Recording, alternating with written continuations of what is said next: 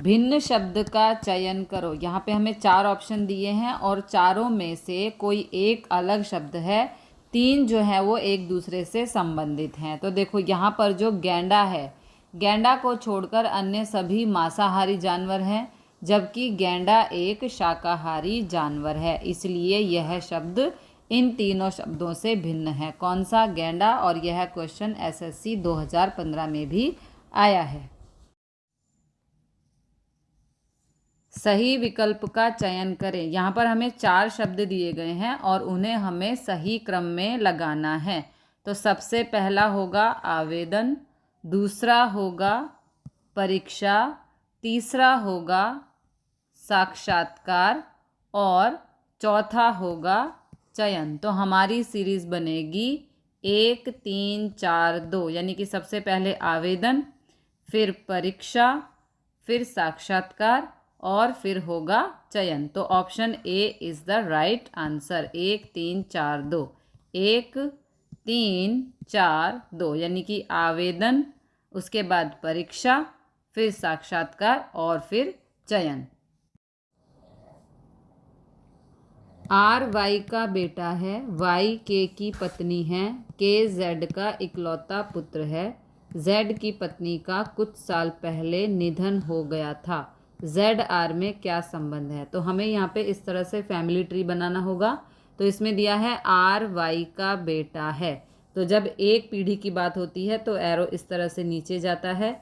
R Y का बेटा है तो आर वाई का बेटा है। ओके, तो एक पीढ़ी की बात होती है तो एरो इस तरह नीचे जाता है। अब बेटा है यानी कि मेल, तो ये प्लस का साइन आएगा। ओके, उसके बाद वाई के की पत्नी है, तो वाई पत्नी है यानी कि फीमेल, तो यहाँ पे माइनस का साइन आएगा। और के पति है तो ये हो गया मेल, तो मेल के साथ प्लस का निशान आएगा। वाई के की पत्नी है, वाई के की पत्नी है। ओके, उसके बाद दिया है के जेड का इकलौता पुत्र है, जो के है वो जेड का पुत्र है। तो एक पीढ़ी की बात हो रही है तो एरो इस तरह नीचे जाएगा। और के पुत्र है यानी कि मेल है, तो उसके साथ प्लस का निशान आएगा। उसके बाद कहा है जेड की पत्नी का कुछ साल पहले निधन हो गया था। जेड की पत्नी का, तो जेड यहाँ पे पति है। ओके, जेड पति है, मेल है, इसलिए यहाँ पे प्लस का साइन आएगा क्योंकि जेड की पत्नी का निधन हो चुका है, तो ये पति बचा। तो पति कौन हुआ? जेड। अब पूछा है जेड और आर में क्या संबंध है? तो जेड के का पिता है। ओके, जो जेड है वो के का पिता है और के वाई का पति है और वाई का बेटा है आर, यानी कि पति पत्नी हो गए वाई और के। ओके, तो ये पति पत्नी का जो बेटा है आर, वो जेड का हुआ पोता, यानी कि जेड और आर में दादा का संबंध है, दादा पोते का संबंध है। जेड आर में क्या संबंध है? तो हमारा जो आंसर है वो होगा ए, जो जेड हैं वो आर के दादा हैं। तो option A is the correct answer. जय हिंद दोस्तों, मैं निधिबेन चौहान। आज हम करेंगे रीजनिंग के कुछ इंपॉर्टेंट क्वेश्चन जो कि लास्ट ईयर में एग्जाम्स में आए हुए हैं। तो क्वेश्चन है, गाय का दूध से वही संबंध है जो वृक्ष का डैश से है। गाय से दूध प्राप्त होता है जो हमारे स्वास्थ्य के लिए लाभदायक होता है, उसी प्रकार वृक्ष से हमें फल प्राप्त होते हैं जो हमारे स्वास्थ्य के लिए उपयोगी हैं। अतः गाय का दूध से वही संबंध है जो वृक्ष का फल से है, यानी कि option B is the correct answer. अब करते हैं अगला क्वेश्चन। क्वेश्चन है, यदि रोम को मोर लिखा जाता है तो डेयर को क्या लिखा जाएगा? इसमें 4 ऑप्शन दिए गए हैं।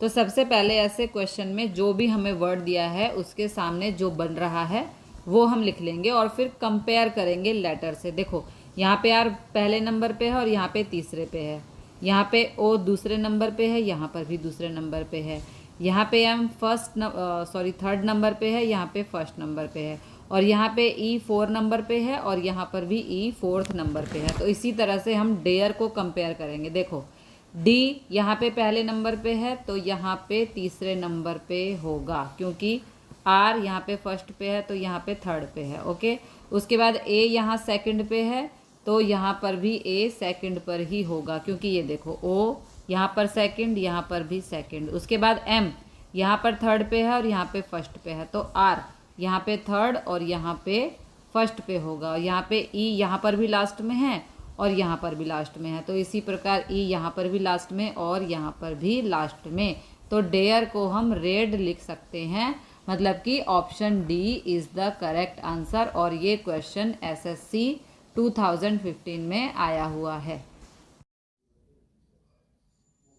लुप्त संख्या ज्ञात करो। यहाँ पे हमें एक सीरीज दी गई है और यहाँ पे एक नंबर मिसिंग है जो हमें फाइंड करना है। तो सबसे पहले देखते हैं सीरीज कैसे बनी है। देखो 1 से 5 बना +4 करने पर, 3 से 7 बना +4 करने पर, 6 से 10 बना +4 करने पर। इसी प्रकार 5 से 11 बना +6 करने पर, 7 से 13 बना +6 करने पर, 10 से 16 बना +6 करने पर। इसी तरह अगली सीरीज में देखो 11 से क्या बनेगा वो हमें फाइंड करना है। 13 में यदि हम 8 प्लस करते हैं तो 21, 16 में यदि हम 8 प्लस करते हैं तो 24। इसी प्रकार 11 में 8 प्लस करेंगे तो हमें मिलेगा 19। तो हमारा आंसर जो मिसिंग नंबर है वो यहाँ पर 19। देखो सीरीज बन चुकी है और हमारा जो करेक्ट आंसर है वो है ऑप्शन बी यानी कि 19। ओके, अगला क्वेश्चन देखते हैं। निम्नलिखित संख्या श्रृंखला में ऐसे 5 के अंक कितने हैं जिनसे पहले 3 का अंक है परंतु बाद में 8 का अंक नहीं है। ये क्वेश्चन एसएससी 2015 में आया हुआ है। तो यहाँ पर देखिए 5 से पहले 3 है, 5 के बाद 8 नहीं है, 5 से पहले 3 है, 5 के बाद 8 का अंक नहीं है, जो कि हमसे क्वेश्चन में कहा गया है। तो हमारी संख्याएं बनती है 2, यानी कि option C is the correct answer. सुबह में सूर्योदय के बाद एक लड़के ने पश्चिम की ओर 4 किलोमीटर तक अपनी साइकिल चलाई, फिर वह दाईं ओर मुड़ा और 6 किलोमीटर तक साइकिल चलाई और फिर दाईं ओर मुड़कर अपने विद्यालय तक पहुंचने के लिए 6 किलोमीटर तक साइकिल चलाई। स्कूल प्रारंभिक बिंदु से किस दिशा में है? ये क्वेश्चन एसएससी 2017 में आया हुआ है।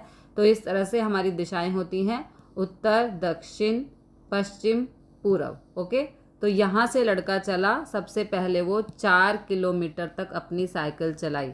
तो उसने यहाँ से साइकिल चलाना स्टार्ट किया, फिर वह दाईं ओर यानी कि राइट साइड मुड़ा, 6 किलोमीटर तक साइकिल चलाई और फिर दाईं ओर यानी कि राइट साइड फिर वो मुड़कर अपने विद्यालय तक पहुंचने के लिए 6 किलोमीटर। तो यहाँ से स्टार्ट होगा 6 किलोमीटर और यहाँ तक ख़त्म होगा। 6 किलोमीटर तक साइकिल चलाई, तो स्कूल यहाँ पर है। स्कूल प्रारंभिक बिंदु से किस दिशा में है? स्कूल यहाँ पर है, इसका मतलब स्कूल उत्तर पूर्व दिशा में है, यानी कि option A is the correct answer. जय हिंद दोस्तों, मैं निधिबेन चौहान। आज के जो हमारे क्वेश्चन हैं वो एसएससी, सीजीएल, सीएचएसएल और एमटीएस के क्वेश्चन हैं। आज हम ऐसे क्वेश्चन करेंगे जो आपके एग्ज़ाम में आते हैं। तो जितने भी टाइप के हम क्वेश्चन करेंगे वैसे ही क्वेश्चन आपके एग्ज़ाम में आते हैं। तो जितने भी क्वेश्चन हम करेंगे आपको ध्यान से करने हैं ताकि आपके एग्ज़ाम में अच्छे मार्क्स आ सकें और आप सफलता प्राप्त कर सकें। तो क्वेश्चन 1 है, उस विकल्प का चयन करो जो 5वें पद से उसी प्रकार संबंधित है जिस प्रकार दूसरा पद पहले पद से और चौथा पद तीसरे पद से संबंधित है। ये क्वेश्चन सीएचएसएल 2022 में आया हुआ है। लेटेस्ट पैटर्न का क्वेश्चन है। आपका एनालॉगी अल्फ़ाबेट का क्वेश्चन है। इसे करने का तरीका होता है, सबसे पहला जो वर्ड दिया है वो लिखो। वर्ड है यहाँ पर ग्रेटली, इसके बाद जो इससे वर्ड बन रहा है सेम जो इससे वर्ड बना वो जस्ट इसके नीचे लिख दो। एनालॉगी अल्फ़ाबेट बनाने का तरीका होता है यहाँ पे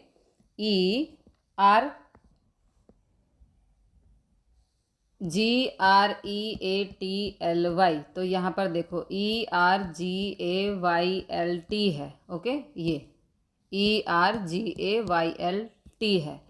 अब देखो कोडिंग डिकोडिंग के जितने मेथड होते हैं सारे मेथड यूज़ करके देखो। क्या आएगा। मेरी बात ध्यान से सुनना, जब भी कोई वर्ड से आपका नया वर्ड बन रहा हो, जिस वर्ड से आपका नया वाला वर्ड बना हो, अगर उस वर्ड में जितने भी लेटर हैं सेम लेटर से आपका न्यू वर्ड बना होगा। तो यहाँ पे जो क्वेश्चन बनता है वो पोजीशन पैटर्न का क्वेश्चन बनता है। मतलब देखो GRE इसमें भी है और इसमें भी है GRE, ओके, इसमें भी है GRE। A इसमें भी है, इसमें भी है। देखो यहाँ पे हमने मैच करके दिखाया है GRE, तो देखो GRE दोनों में है GRE। A यहाँ पर है, A भी इसमें है, और TLY और यहाँ पर भी TLY, मतलब कि दोनों में सेम लेटर हैं। दोनों वर्ड में सेम लेटर का यूज़ हो वो क्वेश्चन आपका पोजीशन पैटर्न का होता है। करने का तरीका, आपके लेटर्स की पोजीशन बदल जाती है, स्थान बदल जाते हैं। तो देखो बदला कैसे, G आपका चला गया यहाँ, E चला गया यहाँ, R यहाँ, A जहाँ था वहीं पर है, T चला गया यहाँ, Y यहाँ आ गया यहाँ पर, और L एक दूसरे के सामने है। ओके, तो आपका सेम लॉजिक सेम मेथड लगा दो। ये तो चलो सेम मेथड ट्रबल में लगाते हैं। ये हमारा ट्रबल है, इसमें हमें लगाना है। तो देखो बीच वाले यू का कोई चेंज नहीं होना होगा। तो इसमें देखो ये इधर जाएगा, O इधर जाएगा, T इधर आएगा, R इधर आएगा, और यहाँ पर B यहाँ आएगा और E यहाँ आएगा, और L के सामने। जो मेथड इसमें यूज़ हुई है वही सेम मेथड इसमें भी हमने अप्लाई कर दी है। ओके, सेम ऐसे ही U वाले में कोई चेंज नहीं है, एज इट इज़ रहेगा। तो B इधर आएगा, E इधर आएगा और L इधर आएगा। तो इसमें ऑप्शन D जो है हमारा वो करेक्ट आंसर है। तो पोजीशन पैटर्न का मेथड आपको, पोजीशन पैटर्न आपको कैसे पता चलेगा, जो आपका वर्ड है ओके उसके साथ सेम लेटर और नया वाला जो वर्ड बन रहा है उसके लेटर अगर सेम हैं तो वहाँ पे पोजीशन पैटर्न का क्वेश्चन है। अब करेंगे अगला क्वेश्चन। अब करेंगे नेक्स्ट क्वेश्चन। ये सीरीज वाला क्वेश्चन है।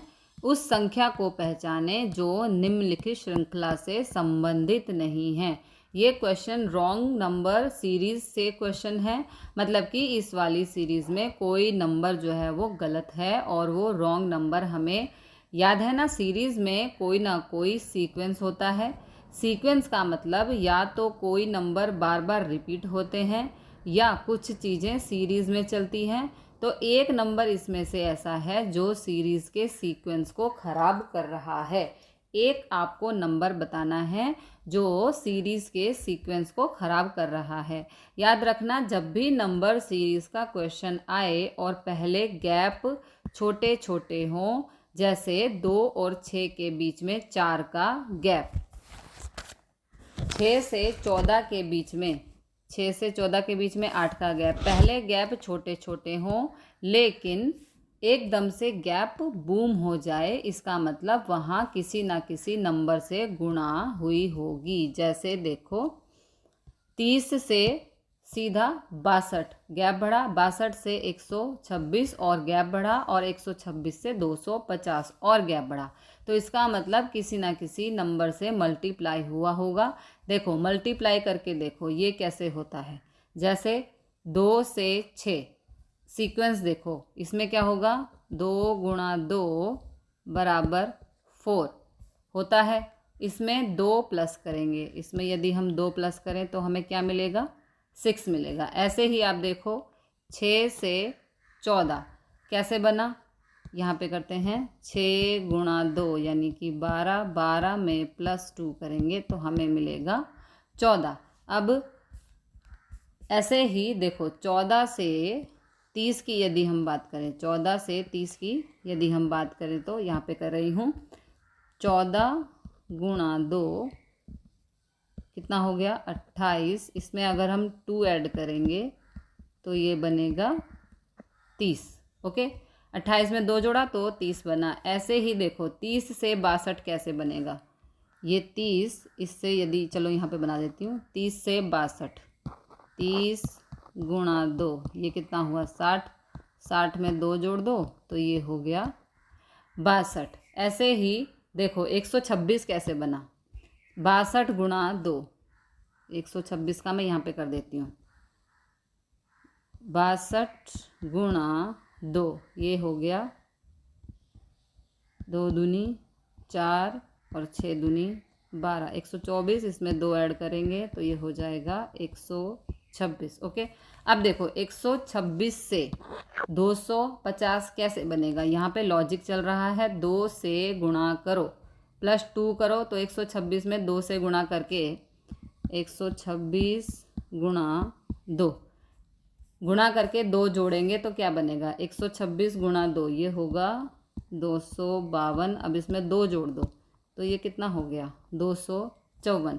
यहाँ पे अगला नंबर 254 आना चाहिए, लेकिन यहाँ पे नंबर है कितना 250, तो ये रॉन्ग नंबर है। 250 हमारा जो है वो करेक्ट आंसर है, यानी कि ऑप्शन सी हमारा करेक्ट आंसर है। ये जो 250 है इस सीरीज़ को बिगाड़ रहा है। सीरीज़ कैसे बनेगी, देखो 2 से 6 कैसे बना, 2 दूनी 4, 2 में 2 का मल्टीप्लाई प्लस 2 करने का, फिर 6 से 14 कैसे बना, 6 को 2 से मल्टीप्लाई किया और उसमें प्लस 2 किया तो हमें मिला 14। ओके, फिर 14 से 30 कैसे बना, देखो यहाँ पे किया है मैंने, ये रहा 14 गुणा 2 यानी कि 28, 28 में 2 को प्लस करेंगे तो ये हो जाएगा 30।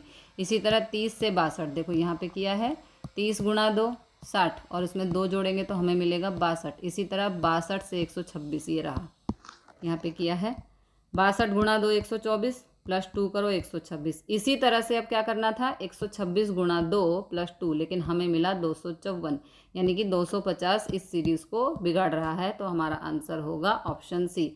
अब करते हैं अगला क्वेश्चन। ये क्वेश्चन वर्ड एनालॉगी का क्वेश्चन है, ध्यान से देखो क्या है क्वेश्चन में।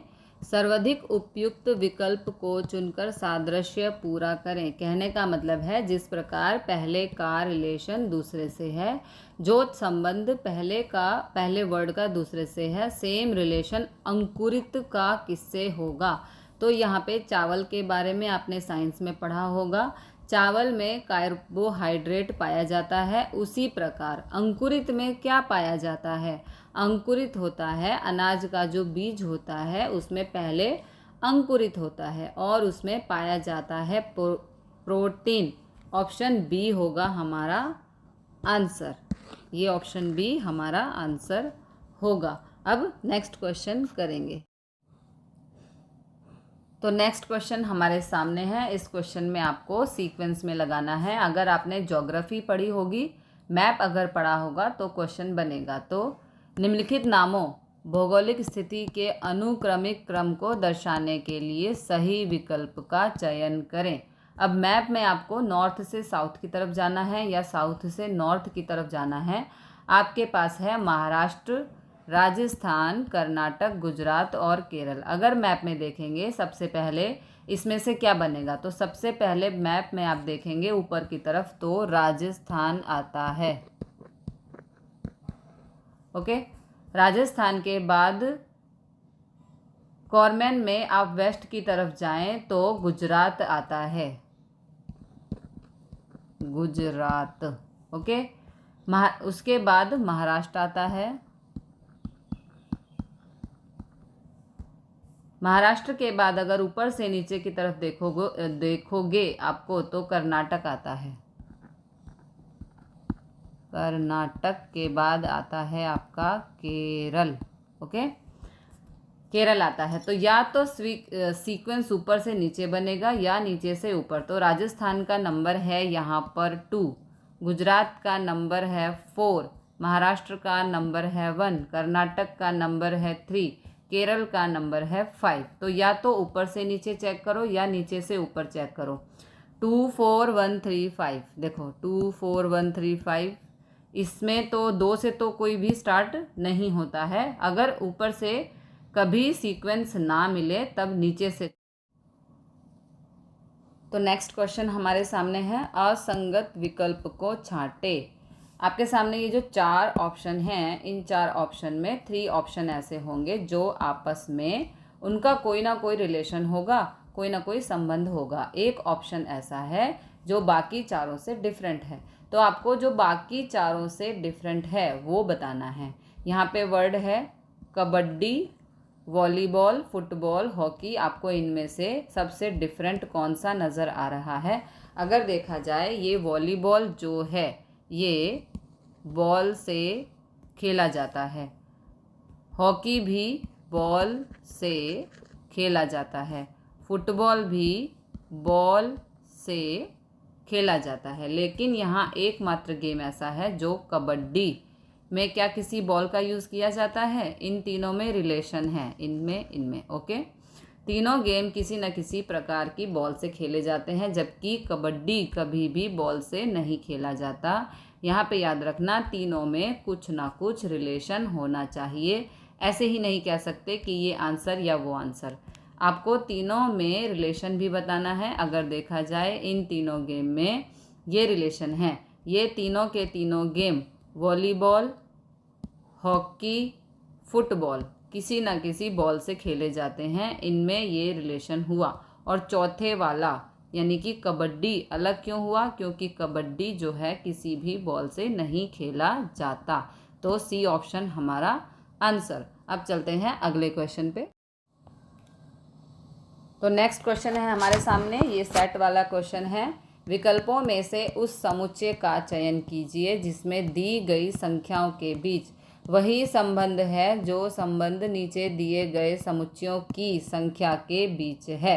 कहने का मतलब ये है, आपके सामने ये जो दो सेट हैं, इन दोनों सेट में जो नंबर दिए हैं उनमें कोई ना कोई रिलेशन है, संबंध है, सेम रिलेशन है, सेम संबंध है। आपको बताना है कौन से सेट में है। तो सबसे पहले जो सेट वाला क्वेश्चन आता है उसमें आप डिफरेंस देखोगे, यानी कि 4 और 2 का डिफरेंस, यानी कि 4 - 2 कितना हुआ?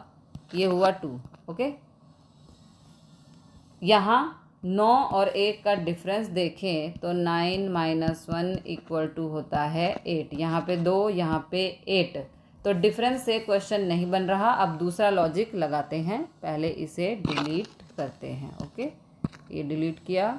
अब दूसरा लॉजिक लगाते हैं, छोटे नंबर से बड़ा नंबर बनाने की कोशिश करो।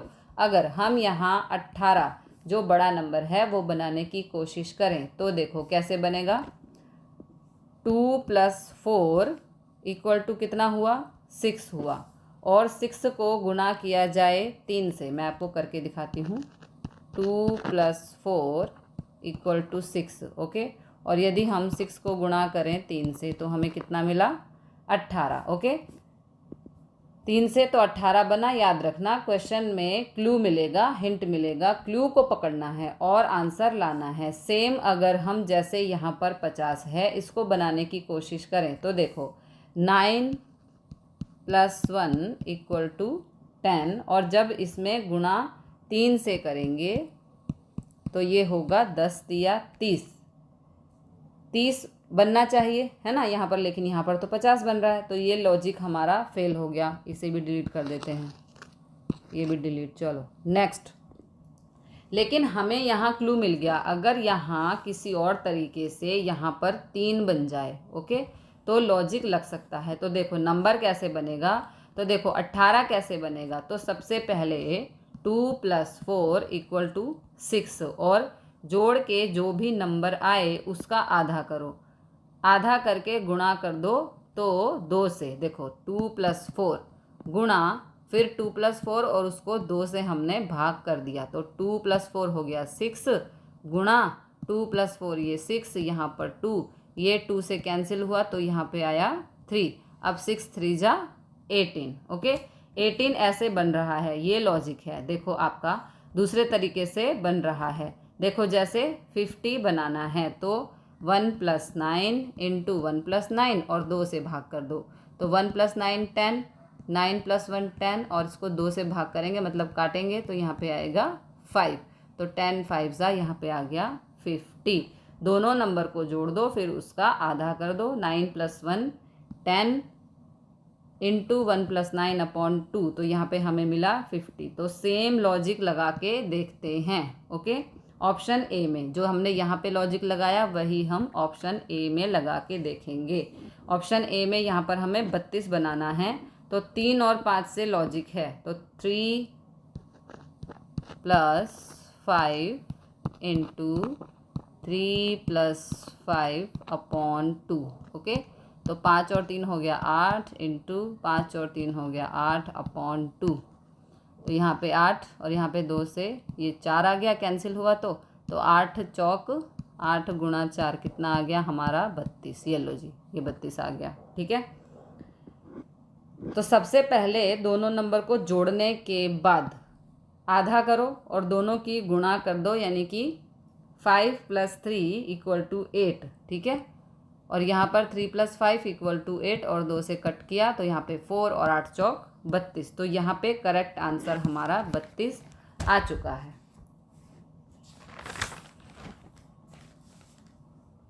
रीजनिंग एक ऐसा सब्जेक्ट है जो क्लू देगा, हर क्वेश्चन में क्लू को पकड़ना है और आंसर लाना है। अब देखते हैं नेक्स्ट क्वेश्चन। इस क्वेश्चन में हमारा जो आंसर है वो हमारा ए है, जो कि इस सेट से रिलेट करता है। ओके, तो अगला क्वेश्चन देखते हैं। तो आप करेंगे अगला क्वेश्चन। ये क्वेश्चन कोडिंग डिकोडिंग से क्वेश्चन है, ध्यान से देखना। इस क्वेश्चन में लॉजिक है। क्वेश्चन में कहा है किसी कोड भाषा में स्पेस को 5 से 91 के रूप में लिखा जाता है और रोटन को 6 से 70 के रूप में लिखा जाता है। उसी भाषा में मीन को किस प्रकार लिखा जाएगा। ये मिक्स कोडिंग का क्वेश्चन है। याद रखना, जब भी मिक्स कोडिंग का क्वेश्चन हो, मिक्स कोडिंग का मतलब है अल्फ़ाबेट भी है और नंबर भी है। जब भी मिक्सचर कोडिंग का क्वेश्चन बनाने का तरीका है, सबसे पहले जो वर्ड दिया है वो लिखो स्पेस, इसका कोड इसके साथ में लिखो 5 से 91। अब इस कोड को जानने की कोशिश करें। सबसे पहले देखो 5 कैसे मिलता है। ये जो 5 है ये हमें कैसे मिलता है। अगर इस वर्ड में लेटर गिने 1 2 3 4 5, तो 5 है। तो देखो जितने लेटर उतना ही पहला हमारा नंबर है। ऐसे देखो रोटन को, ये रोटन है, इसमें 6 लेटर हैं, तो पहला जो नंबर है वो 6 है। जितने उस वर्ड में लेटर हैं उतने होंगे। अब देखो करने का तरीका क्या होता है। सबसे पहले ऐसे लिखेंगे, इस तरह से हम अलग अलग इसको लिख देंगे। इसके बाद क्या करना है, इनकी प्लेस वैल्यू लिखो। एस का नंबर होता है 19, पी का नंबर होता है 16, ए का नंबर होता है 1, सी का नंबर होता है 3, ई का नंबर होता है 5। अब सबसे पहला लॉजिक होता है प्लेस वैल्यू को जोड़ के देखो। तो क्या 91 बन रहा है। 19 + 16 + 1 + 3 + 5, ये होता है हमारा 44। तो यहाँ तो नहीं बन रहा 91। ओके, तो ये लॉजिक हमारा फेल हो गया। जब ये लॉजिक फेल हो जाए प्लेस वैल्यू वाला, उसके बाद तुरंत दूसरे लॉजिक पे काम करना शुरू करो, जो है अपोजिट वाला। सबसे पहले इन चारों के अपोजिट, इन सारों के अपोजिट निकाल लो। ये देखो एस का अपोजिट एच होता है, पी का अपोजिट के होता है, ए का अपोजिट जेड होता है, सी का अपोजिट एक्स होता है, ई का अपोजिट वी होता है। अब देखो एच का नंबर 8, के का नंबर 11, जेड का नंबर 26, एक्स का नंबर 24 और वी का नंबर है यहाँ पर 22। अब इन सब का प्लस करो, 8 + 11 + 26 + 24 + 22, तो ये होता है 91। क्या पता यहाँ से जो हमें ये लॉजिक मिला है इन सबको जोड़ने पर 91 बनेगा। यहाँ पे अपोजिट वाला लॉजिक लग रहा है, सॉरी बन रहा है। सेम मेथड मीन में लगाते हैं जो हमसे पूछा गया है। क्या बन रहा है, मीन का कोड क्या होगा। सबसे पहले जितने लेटर 1 2 3 4 उतना ही पहला नंबर है। यहाँ 4 नंबर लिखा है, ये देखो सब में 4 नंबर यहाँ पर लिखा, तो हम यहाँ पर भी 4 लिख लेते हैं। ओके, क्योंकि इसमें कितना है देखो 1 2 3 4, तो 4 लेटर हैं, इसलिए यहाँ पे 4 नंबर लिख देंगे। इसके बाद एम का अपोजिट एन होता है, ई का अपोजिट वी होता है, ए का अपोजिट जेड होता है, एन का अपोजिट एम होता है। अब इनकी प्लेस वैल्यू, अब इन सब की प्लेस वैल्यू लिखो। तो एन का नंबर 14, वी का नंबर 22, जेड का नंबर 26 और एम का नंबर 13 है। ओके, इन सबको अब प्लस करो। 14 + 22 + 26 + 13, तो ये हमें मिलता है 75, यानी कि 4 से 75। तो आपने देखा कैसे लॉजिक लगता है। तो आंसर ऑप्शन नंबर हमारा बनता है ए।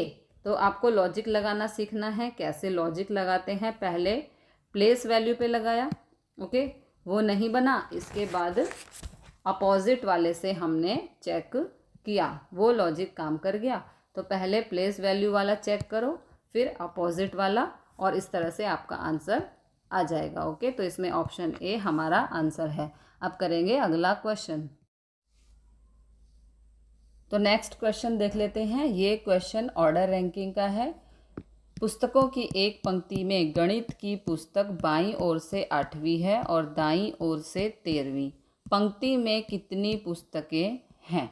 गणित की पुस्तक लेफ्ट से 8वें नंबर पर है और वही गणित की पुस्तक राइट से 13वें नंबर पर है। तो पूछा है पंक्ति में कितनी पुस्तक है।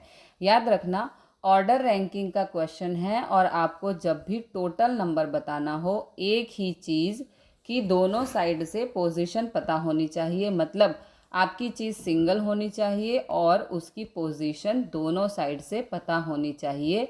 जैसे यहाँ पे इस वाले क्वेश्चन में मैथ की बुक कॉमन है। ओके, देखो गणित की बुक हमारी कॉमन है, उसकी लेफ़्ट और राइट दोनों तरफ से पोजीशन पता है। तो टोटल का फॉर्मूला आप लगा सकते हो, T = L + R - 1 होता है। यहाँ से देखो, लेफ़्ट से पोजीशन है 8वीं, राइट से उसी बुक की पोजीशन है 13वीं और -1। ओके, 8 + 13 - 1, तो 8 + 13 हो गया 21 - 1। 21 में से माइनस करेंगे 1, तो आंसर आएगा हमारा 20, यानी कि हमारा करेक्ट ऑप्शन है बी, 20। ओके, अगला क्वेश्चन देखते हैं। तो अगला क्वेश्चन है आपका ब्लड रिलेशन से है, तो इसमें फैमिली ट्री बनाएंगे। पी क्यू का भाई है, आर क्यू की बेटी है, एस पी की बहन है, क्यू एस की बहन है, टी आर का भाई है, टी का अंकल कौन है? ये हमारा यहाँ पर क्वेश्चन है। तो इसका फैमिली ट्री बनाना है। ध्यान से देखो, सबसे पहले एक एक लाइन पढ़ो और फैमिली ट्री बनाओ। इसने कहा है पी है क्यू का भाई, पी क्यू का भाई है, क्यू ये है और इसका भाई है पी। अगर भाई है, याद रखना, मेल पे प्लस, फीमेल पे माइनस लगाना है। और ये सिंगल एरो भाई बहन के लिए लगाते हैं। आगे देखो उसने क्या कहा है, आर क्यू की बेटी है, सिंगल एरो लगाएंगे क्योंकि फीमेल है, तो माइनस का साइन भी लगाएंगे। इस सिंबल में ऊपर माता पिता, नीचे उनकी संतानें। आगे कहा है एस कौन है? एस पी की बहन है, तो पी ये रहा और इसकी बहन है एस, एस फीमेल है तो माइनस का साइन लगा देंगे। आगे कहा है क्यू एस की बहन है, क्यू एस की बहन है, तो देखो क्यू कौन है? क्यू कौन है? एस की बहन है। ओके, एस की बहन है, तो अगर क्यू बहन है तो माइनस का साइन लगा देंगे। और देखो ये सिंबल लगा रहे हैं, इसका मतलब है पी क्यू एस आपस में भाई बहन हैं। आगे कहा है टी आर का भाई है, तो आर का भाई है टी, ये आर का भाई है टी, टी मेल है तो प्लस का साइन आ जाएगा। अब ऊपर देखो पी क्यू और एस आपस में भाई बहन हैं। देखो अंकल का मतलब आपका मामा भी होता है। हिंदी में मतलब कि ये अंकल पूछ रहा है तो होगा टी का अंकल कौन हुआ? इसकी मम्मी का भाई, तो ये इसकी मम्मी, ओके, मम्मी का भाई। तो अगर क्यू आर की मदर है, क्यू आर की मदर है, तो इसका मतलब टी की भी मदर होगी। तो टी की माँ का भाई, टी की माँ का भाई कौन है? टी की माँ है क्यू, टी की माँ है क्यू और इस माँ का भाई है पी। ओके, तो ऑप्शन डी हमारा आंसर होगा। ओके, अब अगला क्वेश्चन देखते हैं। तो नेक्स्ट क्वेश्चन देख लेते हैं। निम्नलिखित में से कौन सा विकल्प आकृति लेने पर दी गई आकृति का अनुक्रम पूर्ण होगी? आपके सामने एक फिगर है, इस फिगर में कोई ना कोई सीक्वेंस चल रहा है। ये पहला, ये दूसरा, ये तीसरा और ये चौथी फिगर है। तो आपको बताना है इसमें कौन सा आंसर आएगा। सीक्वेंस के अकॉर्डिंग तो सबसे पहले ब्लैक सर्कल आपका यहाँ पर है पहले वाले में, दूसरे वाले में ब्लैक सर्कल यहाँ पर आएगा, तीसरे वाले में ब्लैक वाला यहाँ पर आएगा, तो चौथे वाले में ब्लैक वाला यहाँ पर आना चाहिए। चौथे बॉक्स में आपका ये जो सर्कल है और सर्कल में डार्क वाला ये ब्लैक वाला यहाँ पर आना चाहिए, मीन्स यहाँ पर आना चाहिए। ओके, तो एक एक फिगर को पकड़ो और ऑप्शन भी चेक करो साथ के साथ। ऑप्शन नंबर देखो, ऑप्शन नंबर सी में यहाँ पर भी ब्लैक नहीं है, यहाँ पर भी ये ब्लैक नहीं है, यहाँ पर डी में भी ये ब्लैक नहीं है यहाँ, तो हमारा ऑप्शन नंबर सी है जो वो आंसर होगा। एक एक फिगर को पकड़ोगे और उनका सीक्वेंस चेक करोगे तो आंसर मिलेगा। तो आकृति कुछ ऐसी बनेगी, यहाँ पर आएगा आपका डार्क वाला, यहाँ पर बड़ा सर्कल, ये इसको हम शेड कर देंगे, ठीक है, और यहाँ पर ये ब्लैंक सर्कल। तो ऑप्शन सी हमारा आंसर होगा। अगला क्वेश्चन देखते हैं। नेक्स्ट क्वेश्चन है हमारे सामने, ये क्वेश्चन वेन डायग्राम का है। देखो इसमें क्या है, इंजीनियर, शिक्षित व्यक्ति और पुरुष, मतलब इनके बीच वेन डायग्राम कौन सा बनेगा। देखो वेन डायग्राम क्या होता है, रिलेशन बिटवीन टू वर्ड्स, दो शब्दों के मध्य संबंध को जो हम रिप्रेजेंट करते हैं वो वेन डायग्राम के थ्रू करते हैं, या तो आप मोर देन टू वर्ड भी बोल सकते हो। सबसे पहले रिलेशन इंजीनियर और शिक्षित के बीच देखो, इंजीनियर और शिक्षित के बीच ऑल वाला रिलेशन बनेगा। सारे के सारे इंजीनियर होते हैं वो शिक्षित होते हैं, पढ़े लिखे इंसान ही तो इंजीनियर बनते हैं। अगर बात करें शिक्षित व्यक्ति और पुरुष के बीच, तो दुनिया में सारे के सारे जो पुरुष हैं क्या वो शिक्षित हैं? नहीं। इन दोनों के बीच, शिक्षित व्यक्ति और पुरुष के बीच बनेगा सम वाला रिलेशन। यहाँ पे शिक्षित व्यक्ति मतलब एजुकेटेड पीपल और पुरुष मतलब कि मेल। ओके, अगर मैं वही पूछूं पुरुष और इंजीनियर के बीच, ये पुरुष और ये इंजीनियर के बीच का रिलेशन, क्या जितने इंजीनियर हैं सारे के सारे वो पुरुष हैं? नहीं, फीमेल भी इंजीनियर होती हैं। तो आपका इंजीनियर और पुरुष, ई मतलब इंजीनियर, एम मतलब कि मेल, पुरुष के बीच में सम वाला रिलेशन बनेगा। मतलब कि यहाँ पर पुरुष का जो रिलेशन है आपका शिक्षित लोगों के साथ और इंजीनियर के साथ सम का रिलेशन है। ओके, सम का रिलेशन है, तो यहाँ पे रिलेशन बनेगा ऑप्शन डी इसका करेक्ट आंसर होगा। ओके, यानी कि ये इस तरह से बनेगा, देखो ये ऐसे बनेगा। ओके, तो अगला क्वेश्चन देखते हैं। नेक्स्ट क्वेश्चन हमारा मैथमेटिकल ऑपरेशन का क्वेश्चन है। तो क्वेश्चन पढ़ते हैं। यदि आई का अर्थ भाग है, जे का अर्थ गुणा है, के का अर्थ माइनस है और एल का अर्थ प्लस है, तो समीकरण में क्वेश्चन मार्क के स्थान पर क्या आएगा। हमें यहाँ पर इक्वेशन दी है 42L 18K 7J 4L 21I 3J 9L 22 equal to question mark. तो यहाँ पे एक बोर्ड मास का रूल होता है जो अप्लाई होगा, BODMAS। ओके, तो BO मीन्स ब्रैकेट ऑफ, सबसे पहले जो यहाँ पर ब्रैकेट्स हैं वो हम हटाएंगे। तो ब्रैकेट में देखो क्या है 7 × 4, क्योंकि J की जगह क्या दिया है यहाँ पर इंटू, तो 7 चौक हो गया 28, ये हमारा एक ब्रैकेट यहाँ से हट गया। उसके बाद 3 से भाग करना है 21 को, तो क्योंकि आई की जगह क्या लिखेंगे हम भाग, ये देखो दिया है ना यहाँ पर आई की जगह हमें लिखना है भाग। तो 3 से 21 को भाग करेंगे तो यहाँ पर आएगा 7। तो सबसे पहला पॉइंट था कि हम यहाँ से ब्रैकेट ऑफ कर दें, मीन्स ब्रैकेट को हटा दें। उसके बाद है डिवाइड। अब यहाँ पे जो भी डिवाइड हो रहा है, देखो इसमें कहीं पर भी यहाँ डिवाइड नहीं हो रहा है, तो ये हो गया हमारा कट। उसके बाद होता है मल्टीप्लाई। अब यहाँ पे जो भी मल्टीप्लाई हो रहा है उसको हम मल्टीप्लाई कर देंगे। 42 as it is, 18 as it is, 28 as it is. ये देखो ये मल्टीप्लाई हो रहा है, 7 9 63, ओके। और यहाँ पर 22। अब ये हमारा मल्टीप्लाई हो गया। उसके बाद ऐड, यानी कि प्लस की टर्न है। जो जो यहाँ पर प्लस हो रहा है उसको प्लस कर दो, और जो माइनस हो रहा है उसको माइनस कर देंगे।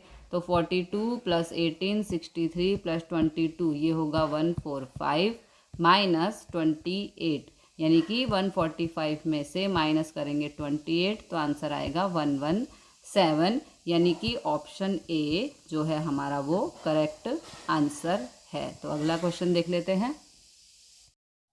तो अगला क्वेश्चन हमारे सामने है आपका अरिथमेटिकल रीजनिंग से ये क्वेश्चन है। क्वेश्चन को पहले ध्यान से पढ़ना है और फिर हमें बनाना है। पूछा गया है किसी कंपनी में 3 विभाग हैं, आईटी, एचआर और एचडी। आईटी विभाग में 125 कर्मचारी हैं। मानव संसाधन विभाग में आईटी विभाग के कर्मचारियों का 1/5 भाग है। हेल्प डेस्क विभाग में आईटी और मानव संसाधन विभाग के कुल कर्मचारियों से 20 कम है। तीनों विभागों में कुल कितने कर्मचारी हैं? ओके, तो इसमें पूछा गया है, क्वेश्चन में बताना है तीनों विभाग में कुल कितने कर्मचारी हैं। एरिथमेटिकल रीजनिंग से एक क्वेश्चन ज़रूर आता है। सबसे पहले देखो यहाँ पे क्या दिया है, इसने 3 विभाग हैं, आईटी, एचआर और एचडी। सबसे पहले इसने कहा आईटी में कितने एम्प्लॉय हैं, 125, तो ये हमारे आईटी के हो गए।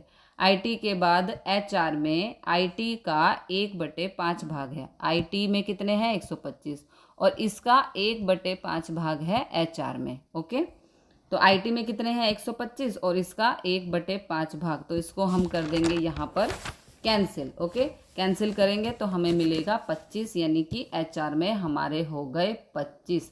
अब एचडी हेल्प डेस्क में कितने हैं, इसने कहा है आईटी में 125 और एचआर में 25, दोनों को मिला के, यानी कि इन दोनों का टोटल करके, आईटी और एचआर वालों का टोटल करके, तो ये आईटी और ये एचआर, इन दोनों का टोटल कितना होगा, 150।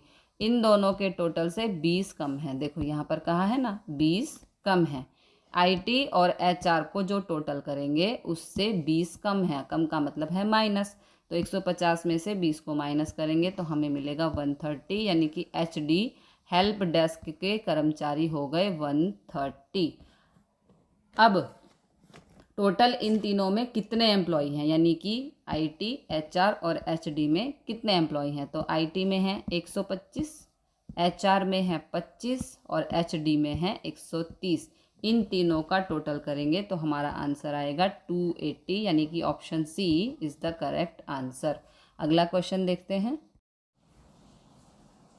नेक्स्ट क्वेश्चन, ये क्वेश्चन हमारा स्टेटमेंट वाला क्वेश्चन है। याद रखना, जब भी स्टेटमेंट वाला क्वेश्चन आए, करने का तरीका है एक एक स्टेटमेंट को पढ़ो, डायग्राम बनाओ और फिर वहाँ से कंक्लूजन चेक करो। तो पहला है सभी एस बी हैं, तो सबसे पहले ये डायग्राम बनाया एस का, ओके, और जिस वर्ड के साथ सभी या ऑल लगा हो उसके बाद जो अगला वर्ड आता है उसका डायग्राम उस ऑल के ऊपर बनाते हैं।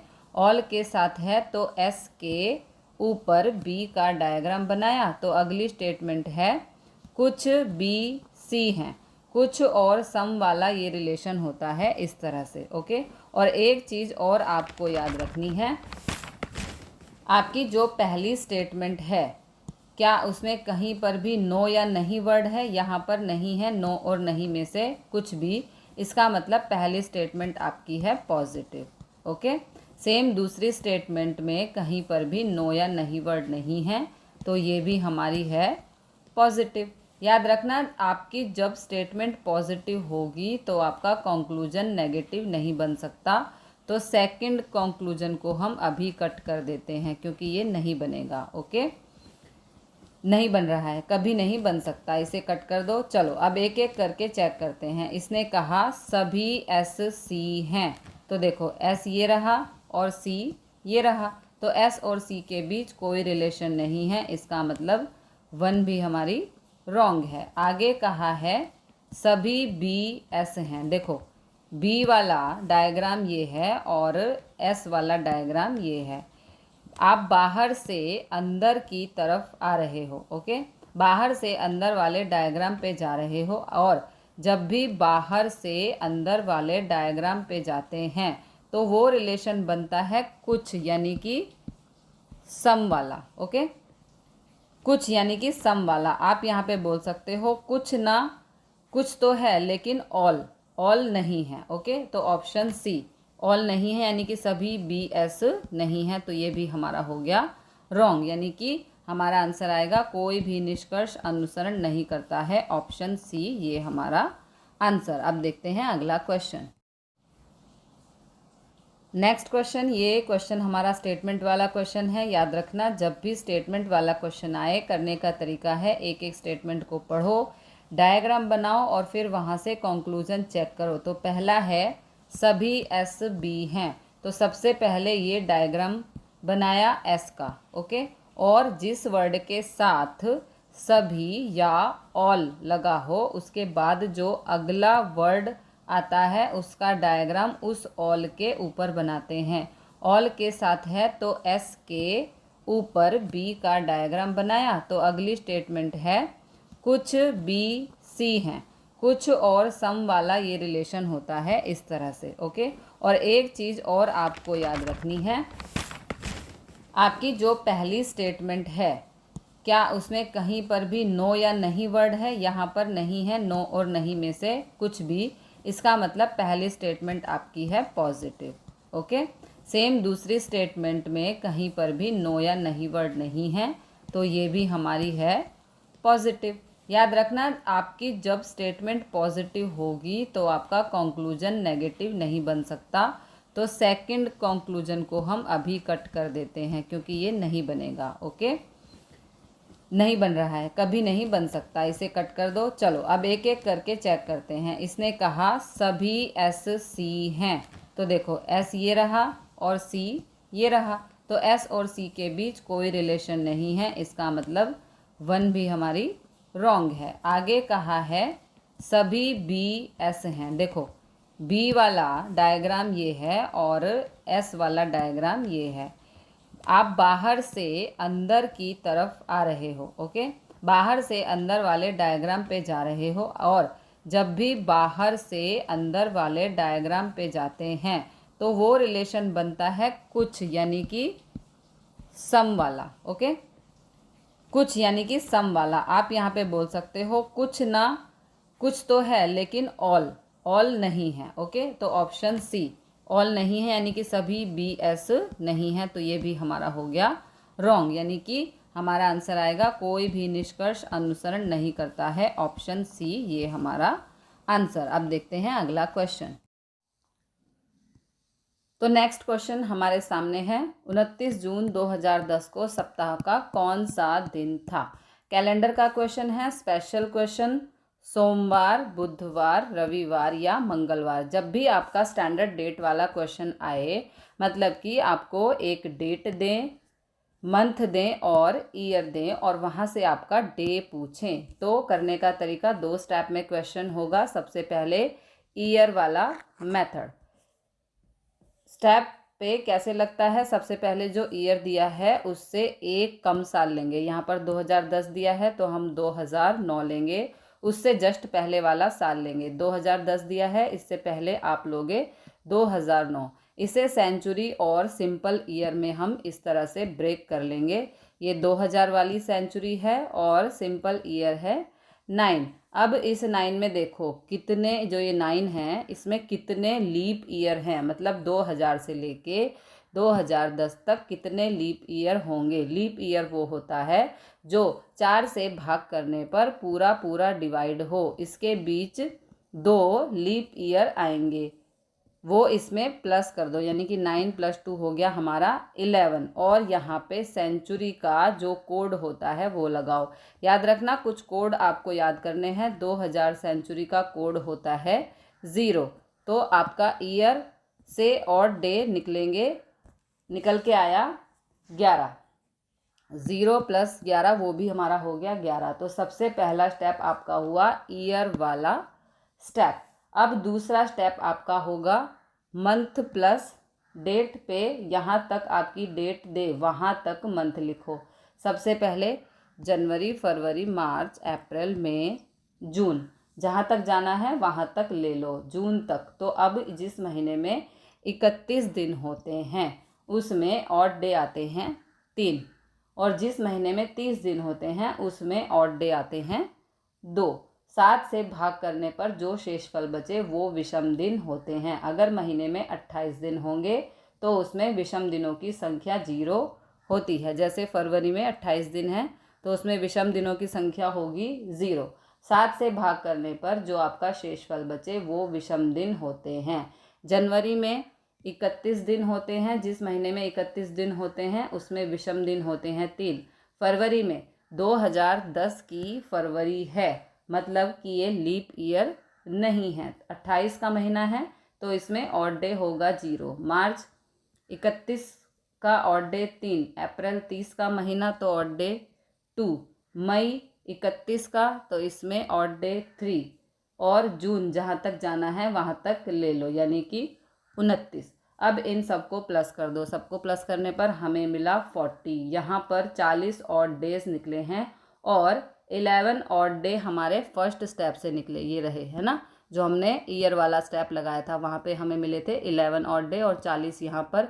इन दोनों को कर देंगे प्लस। ओके, प्लस करने पर हमें मिला 51, जो बना उसे 7 से भाग कर दो, जो रिमाइंडर आए वही आंसर होगा। 7 से भाग करेंगे तो रिमाइंडर आएगा 2, मतलब ऑड डे आपके आए 2, और 2 कोड देखो किसका होता है, डे में कुछ कोड दिए गए हैं, डे में 2 कोड होता है ट्यूसडे का, तो इसका आंसर होगा ट्यूसडे। ओके, इस तरह से आप कौन सा दिन था जब डे पूछा गया हो तो आप निकाल सकते हैं। तो यहाँ पर आंसर आएगा ट्यूसडे। अब चलते हैं अगले क्वेश्चन की तरफ। तो नेक्स्ट क्वेश्चन है हमारा, ये नॉन वर्बल क्वेश्चन है, ये फिगर वाला क्वेश्चन है। नीचे दी गई आकृति का दर्पण प्रतिबिंब ज्ञात करो। इस फिगर का मिरर इमेज हमें बताना है, क्या होगा। याद रखना, जब भी मिरर इमेज का क्वेश्चन आए 3 स्टेटमेंट आपको याद रखनी है। कभी भी आपकी अपर पोजीशन मिरर एरर में ऊपर की स्थिति और आपकी लोअर पोजीशन मतलब कि नीचे की स्थिति कभी भी, ये ऊपर की और ये नीचे की, कभी भी चेंज नहीं होगी। मिरर इमेज में चेंज होता है, लेफ्ट का राइट में चेंज होगा और राइट का लेफ्ट में चेंज होता है। और तीसरी सबसे इम्पॉर्टेंट चीज़ जो है, जहाँ मिरर लगा है सबसे पहले उस फिगर का मिरर लगा है, जैसे ये लगा है, उसके पास जो फिगर है उसका इमेज सबसे पहले बनता है। तो देख लेते हैं, सबसे पहले ये एक बॉक्स बनेगा, इसमें ये वाला ऐसे हो गया, ये आपका जो देखो सेम इस तरह से, और ये वाला आपका ऐसे हो गया, अंदर एक सर्कल है, यहाँ पर ये 2 ट्रायंगल्स बने हैं। ओके, कुछ इस तरीके से होगा, ये अंदर सर्कल होगा, सबसे पहले ये पलट जाएगा, देखो ये पलट जाएगा। तो जब ये पलटेगा, ये ट्रायंगल जो है लेफ़्ट का, ये जो लेफ़्ट का है ये राइट में चला जाएगा, जो राइट का है वो लेफ़्ट में चला जाएगा। ओके, तो ये सर्कल में ऊपर और नीचे, ये जो सर्कल है इसमें ऊपर नीचे कोई चेंज नहीं होगा, ये एज इट इज़ ही रहेगा। सर्कल में ऊपर डार्क है तो ऊपर ही डार्क रहेगा, नीचे डार्क है तो यहाँ डार्क रहेगा। देखो ये जो नीचे है डार्क, ये यहाँ पर ये डार्क रहेगा, और जो साइड में है ये पलट गया, ये यहाँ पे इस तरफ था तो जब ये पलटा तो इस तरफ डार्क हो गया। ओके, लेकिन जब ये डायग्राम जब घूमेगी तो ये वाला ट्रायंगल, जो ये वाला ट्रायंगल है कुछ ऐसे, ये जो ये ट्रायंगल है ये यहाँ पे आ जाएगा। ओके, और ये फिगर बनेगी, और ये फिगर आपको दिख रही है ऑप्शन सी में। ओके, तो ऑप्शन सी हमारा आंसर है इस मिरर वाले क्वेश्चन का। तो अब करते हैं अगला क्वेश्चन। तो अब करते हैं नेक्स्ट क्वेश्चन। क्वेश्चन को ध्यान से देखो, पहले पढ़ो और बनाओ। ये कोडिंग डी कोडिंग का क्वेश्चन है। एक निश्चित भाषा में टेडियस को HAMKWPY के रूप में लिखा जाता है, तो प्रोफ्यूज को उसी कूट भाषा में किस रूप में लिखा जाएगा। याद रखना, जब भी अल्फ़ाबेट कोडिंग का क्वेश्चन आए, करने का तरीका होता है सबसे पहले जो वर्ड दिया है वो लिखो, टेडियस। इसके बाद इससे जो वर्ड बना है वो इसके नीचे लिखो, है HAMKWPY। आपका कोड वर्ड मेथड पहले का पहले से कंपेयर, रिवर्स मेथड पहले का लास्ट, लास्ट का पहले से कंपेयर, क्रॉस मेथड लगा के देखो, अपोजिट मेथड लगाओ, लेकिन आंसर नहीं आएगा। इस क्वेश्चन में लॉजिक है, ध्यान से क्वेश्चन बनाओ। जो वर्ड दिया है उसे सबसे पहले ABCD के बढ़ते हुए क्रम में लगाओ। सबसे पहले इस वर्ड को असेंडिंग ऑर्डर में लगाओ। सबसे पहले ABCD में देखो कौन सा नंबर आता है। देखो सबसे पहले जो नंबर आता है D, D के बाद आता है E, E के बाद I, I के बाद O, O के बाद S, S के बाद T, T के बाद U। सबसे पहले जो वर्ड दिया है उसे बढ़ते हुए क्रम में ABCD के लिख दिया। इसके बाद जो नेक्स्ट वर्ड बना इसके नीचे लिखो। अब कोडिंग डिकोडिंग का जो मेथड है वो यहाँ पर लगाते हैं। D का नंबर 4 होता है, H का नंबर 8 होता है, तो यहाँ पे +4 हुआ। इसी प्रकार E का नंबर 5 होता है और A का नंबर 1 होता है, तो यहाँ पर -4 हुआ। I का नंबर 9 होता है, M का नंबर 13 होता है, यहाँ पर +4 हुआ। O का नंबर 15 होता है, K का नंबर यहाँ -4 हुआ। S का 19, W का 23, तो यहाँ +4 हुआ। T का नंबर 20, P का नंबर 16, यहाँ पे -4 हुआ। U का नंबर 21, Y का नंबर 25, यहाँ पे +4 हुआ। सेम मेथड से लॉजिक लगा दो। तो सबसे पहले जो ये वर्ड दिया है इसे ABCD के, कौन सा वर्ड दिया है? प्रोफ्यूज। इसे ABCD के बढ़ते हुए क्रम में लगाओ। प्रोफ्यूज, सबसे पहले क्या वर्ड आएगा? ABCD में सबसे पहले E, F, F के बाद O, O के बाद P, P के बाद R, R के बाद S, S के बाद U। यहाँ पे लॉजिक लगाना है +4 और -4। अब E का नंबर है 5, 5 में 4 जोड़ा 9, 9 पे आता है I। F का नंबर है 6, 6 में से 4 गया तो 2, 2 नंबर पे आता है B। O का नंबर 15, 15 + 4 19, 19 पे आता है S। P का नंबर 16, 16 - 4 हुआ 12, 12 पे आता है L। R का नंबर होता है 18, 18 + 4 होता है 22, 22 पे आएगा V। S का होता है 19, 19 में से -4 करो तो 15, 15 पे आता है O। U का नंबर होता है 21, 21 + 4 25, 25 पे आता है Y। तो ऑप्शन A हमारा आंसर होगा। देखो IBSLVOY, IBSLVOY। तो यहाँ पे पहले जो वर्ड दिया है उसे असेंडिंग ऑर्डर में लगाना है। ABCD को नेक्स्ट क्वेश्चन में ABCD को असेंडिंग ऑर्डर पे लगा के फिर इसी तरह से ये लॉजिक यहाँ पे यूज़ करके इस क्वेश्चन को सॉल्व करना है। अगला क्वेश्चन देखते हैं।